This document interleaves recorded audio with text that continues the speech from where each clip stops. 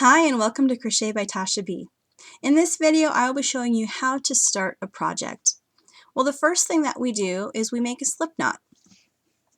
And there's a variety of ways to make a slip knot. You can watch a lot of YouTube videos or ask people in your area who crochet how they make their slip knot. And you're going to get a lot of different answers. Find the one that works for you, the one that you remember, the one that works well with the way that your hands function. But I'll just show you the way that I do it.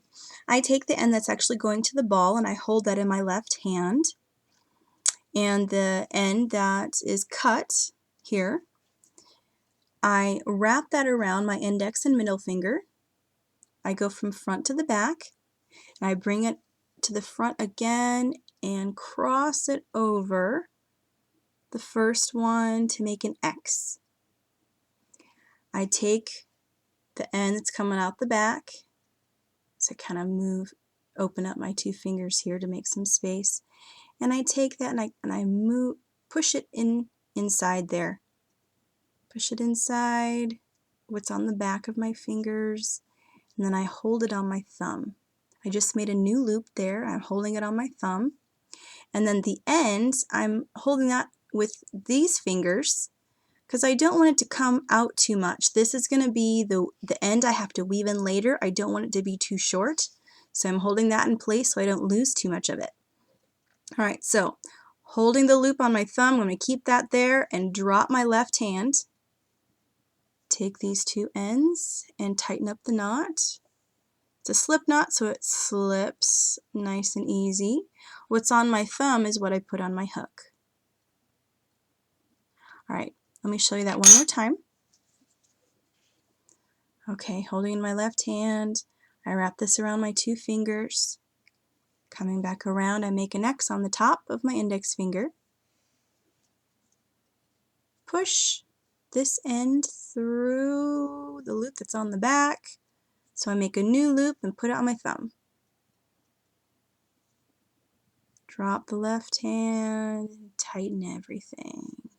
Oops, I don't know why it's not tightening. There it goes. Okay, and I put what's on my thumb on my hook.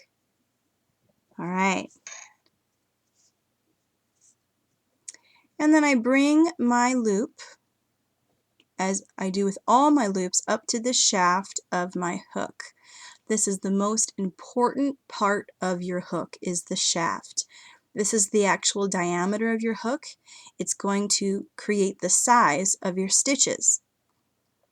Every new loop that you put on your hook, you want to bring it up to the shaft so that they're all the same size. That's going to give you the consistency of your crochet fabric. Alright?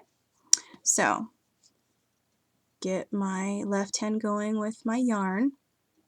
I have another video on how to hold your yarn in your hook, so you can watch that if you're new to crochet or if you just want another way to experiment with. But I talk about a number of ways to hold the yarn in the hook. So this is how I hold mine, where I have a workspace here that I use. And what I'm going to do is make my first chain. This is a foundation chain that I'm making. So I am going underneath to the back. I'm picking up this yarn and I'm bringing it back through the loop that's on my hook. The new loop gets to go back up to the shaft. It gives me the size, the consistent size that I'm going to need. Okay? Now, what I really like to use my hook to its fullest potential. I make sure that this is doing the work for me. I don't like doing a lot of acrobats with my hands. I like having the hook do the work for me. So I do a lot of rotating. Now, the reason being is the head. I want the head to be in the position to do the most work with the least effort and the fastest pace.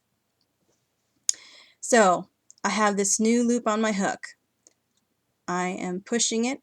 Not only do I rotate, but I move back and forth a lot. So I move it up. I have this head face, or the tip of this hook facing up. I take it underneath to the back to catch the yarn, and I'm rotating that head so it's catching the yarn for me, and I'm rotating it so it's facing down. The reason I do that is it is going to fit nicely into the loop that's on the hook. I see a lot of my beginning students, they catch this yarn and they don't rotate their head, so when they get over here and they're trying to get this new loop through, well, they're struggling with that loop. It's in the way. Rotate the head and it'll fit right in there. Now in all my struggle I actually made that loop small. If you are a tight crocheter, this could be one of the reasons why. It's common for beginners to be tight in their work, and there's a number of reasons for that. One is how you're holding the yarn, and I addressed that in the previous video. But another here is struggling to get this through, and you're pulling and you're making crazy sounds and you're getting all frustrated and thinking, I'm just going to give up. Let that hook do the work for you. Rotate it. It'll fit nicely in there. All right, push it back up. Easily grab my yarn, rotate the head so it's in place to quickly fit right in there. The new loop gets back up to the shaft, and I get to work on the speed. Let me get faster here. I can work. How fast can I work? I don't consider myself a fast crocheter. I just kind of let things go. Back up on my yarn there. Because I rotate the head and I just have a nice flow about it, I get to go nicely through this loop. All right, I'll slow it down now so you can see what I'm doing.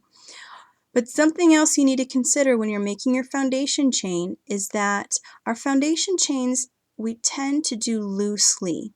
The reason being, the width of the stitches that we're going to work into these chains are wider than the chains themselves. If we don't chain loosely, we're going to have our first row puckered. So the top of our work where we end is going to be wider than the bottom of our work where we started. So to compensate for that, we chain a little loosely, and the way that I think of it when I'm doing it is this loop here is not exactly the size of my hook. It's a little bit larger. So I tell my students, think of that loop, make it a little bit bigger than what you think it should be. See, here's where it's that size. There's not really a lot of space there, and that's the way it should be when you're making your stitches. But when you're doing your foundation chain, you want it a little bit looser. Let's make a little space there. Just a little bit. I don't mean like this. That is going to make a very ugly chain. You don't want it that big. You want it just a little bit bigger. And you can experiment with this. How loose is too loose? How loose is not loose enough? Make some swatches and experiment with this. If you can't quite get the chain loosely concept, if it's just not really working for you, it's okay. Just use your next hook size bigger to make your chain, your foundation chain. And then when you go to make your first row, switch to the hook size that you need for that project. Okay. So there's my chain. How do we go ahead and start our first row? You're like, the chain is great, but how do I actually crochet? How do I really start making something? All right, I'm going to go all the way back to my slip knot. No need to make that again. We're just going to practice with 8 stitches across. I'll do a chain 8. 1, 2, 3, 4, 5, 6, 7, and 8. There are my 8 chains. Let's just talk about how to do a single crochet. Let's start with single crochet. Single crochet has a turning chain of 1, so we're going to add 1 more, and then we're going to skip that 1 and go into the second one. the second chain from the hook because we're going to skip our turning chain. I'm going to put my hook into this chain here, yarn over, remember underneath to the back, I'm going to catch that, go through just the chain, so I have 2 loops, yarn over, and finish off that stitch. Find my next chain and do the same thing.